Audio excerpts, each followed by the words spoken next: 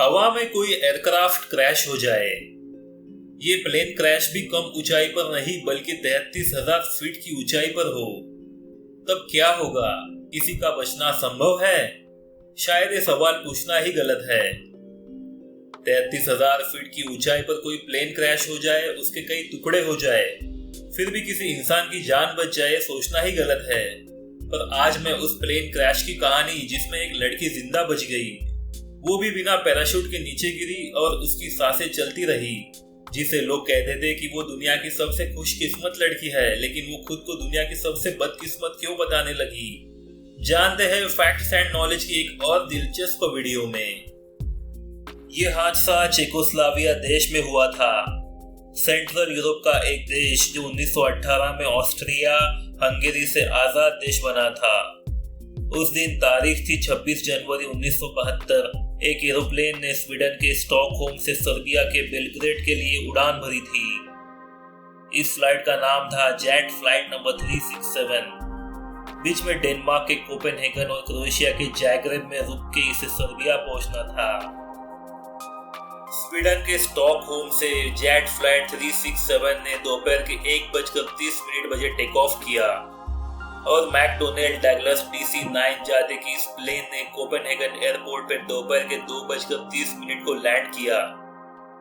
Transit passengers के boarding के बाद ये प्लेन दोपहर 3:15 को करीब 28 पैसेंजर्स लेके कोपेनहेगन एयरपोर्ट से टेक ऑफ किया।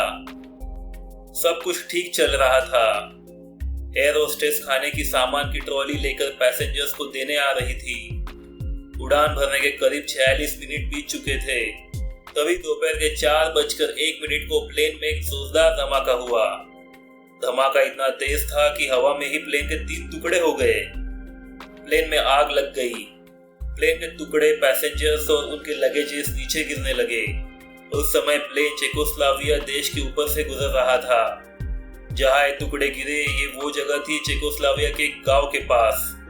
उस गांव में एक बर्फ की मोटी चादर फैली हुई थी। उन्हीं बर्फ के ढेर में प्लेन का मलबा गिरा। जब एक हादसा हुआ तो वहां कुछ दूरी पर रहने वाला एक गांव वाला उसे देख रहा था। उस शख्स का नाम था ब्रूनो होम। जब वहां प्लेन का मलबा गिरा तब वो जल ही रहा था। उसी समय ब्रूनो वहां पहुंचे। उसी समय उनकी नजर एक जगह जाकर गिरी। यकीन नहीं हुआ क्योंकि एक जगह कुछ हलचल हो रही थी। दर्द की कराहने की कुछ आवाज आई। उस दर्द भरी आवाज का पीछा करते हुए ब्रूनो वहां पहुंचे। देखा एक लड़की फंसी हुई है।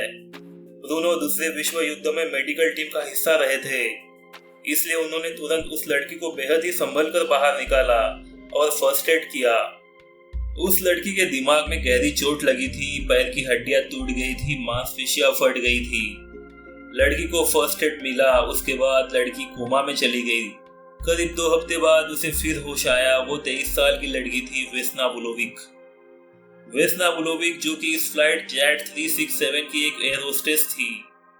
उसका जन्म 3 जनवरी 1950 में बेलग्रेड सर्बिया में हुआ था। सर्बिया की बेलग्रेड में ही रहने वाली थी। वो इस फ्लाइट के क्रैश होने के बाद एकमात्र जिंदा बची हुई लड़की थी, जो 33,000 फीट की ऊंचाई से बिना पैराशूट के नीचे गिरी और जिंदा बच गई थी। ये खबर पूरी दुनिया के लिए चमत्कार से कम नहीं थी, क्योंकि इस पर किसी का भरोसा हो पाना मुश्किल था, पर यह सच था। खुद वेस्ना वुलोविक को भी ये यकीन नहीं था कि आखिर वो जिंदा बची तो कैसे। पर उस समय उसके कमर के नीचे का हिस्सा काम नहीं कर रहा था। वो पैरालाइज्ड हो चुकी थी। वो चल नहीं सकती थी। पर यह चमत्कार कैसे हुआ, वो कैसे बची, इस पर रिसर्च होने लगी। असल में इसके पीछे कई वजहों का पता चला। इसके पीछे सबसे बड़ी वजह थी वेस्ना वुलोविक का लो ब्लड प्रेशर का होना। दूसरी वजह थी, जब यह हादसा हुआ तब वो प्लेन के पीछे के हिस्से में खाने की ट्रॉली लेकर आ रही थी। उसी समय प्लेन क्रैश हुआ और 3 टुकड़े हुए तो ट्रॉली प्लेन के पीछे के हिस्से में टकराकर फंस गई। इसी प्लेन हिस्से और ट्रॉली के बीच में वेस्ना फंस गई। तीसरी वजह थी प्लेन क्रैश होने के बाद बर्फ की मोटी चादर पर गिरना, क्योंकि वो जब 33,000 फीट से नीचे गिरी तो बर्फ से टकराने की वजह से काफी हद तक क्रिया प्रतिक्रिया जैसा रिएक्शन नहीं हुआ था। अब यहाँ पर सवाल उठता है कि आखिर वेस्ना की लो ब्लड प्रेशर की वजह से कैसे जान बची। जब किसी का लो ब्लड प्रेशर होता है तो उसे किसी फ्लाइट में जॉब ही नहीं मिल सकती थी।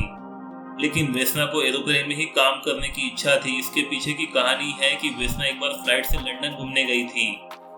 उसी दौरान उसे लगा कि वो फ्लाइट अटेंडेंट बन सकती है, इसलिए 22 साल की उम्र में वो अपने इस सपने को पूरा करने के लिए एक दोस्त से मिली। साल 1971 में उसे सर्बिया की नंबर 1 एयरलाइंस में नौकरी मिल गई, लेकिन नौकरी मिलने की कहानी भी काफी दिलचस्प है। वेस्ना का ब्लड प्रेशर लो रहता था। उसे फ्लाइट अटेंडेंट की नौकरी नहीं मिलनी चाहिए थी। इंटरव्यू क्लियर होने के बाद जब मेडिकल एग्जाम थी तो वेस्ना ने कॉफी कुछ ज्यादा पी ली थी ताकि ब्लड प्रेशर नॉर्मल रहे। इस तरह उसे एयरलाइंस में जॉब मिल गई।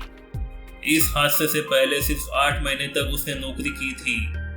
जिस 26 जनवरी 1972 को यह हादसा हुआ था, उस दिन भी उस फ्लाइट में वेस्ना को नहीं होना था। उस फ्लाइट में वेस्ना नाम की दूसरी लड़की की ड्यूटी लगी थी, लेकिन नाम सेम होने से स्टॉकहोम से बेलग्रेड जाने वाली फ्लाइट में वेस्ना वुलोविक की ड्यूटी हो गई थी। जिंदा बचने के बाद वेस्ना को पैराग्वे के हॉस्पिटल में ट्रीटमेंट के लिए भर्ती कराया गया था। ट्रीटमेंट के करीब 10 महीने बाद वेस्ना फिर से चलने फिरने लगी। वेस्ना ने एयरलाइन से फिर से ड्यूटी ज्वाइन करने की भी बात कही, पर उसे मना कर दिया गया और उसे एयरलाइंस में ऑफिस का काम दिया गया। इस हादसे के बाद वेस्ना काफी फेमस हो चुकी थी। अगर उसे कोई फ्लाइट में देखता तो पैसेंजर्स को उस हादसे की याद आती और वो डर जाते। लेकिन ये जानना जरूरी था कि 33,000 फीट पर यह हादसा हुआ कैसे था।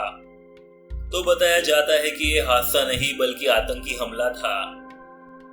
बम को किसी सूटकेस के जरिए फ्लाइट के लगेज कंपार्टमेंट में रखा गया था।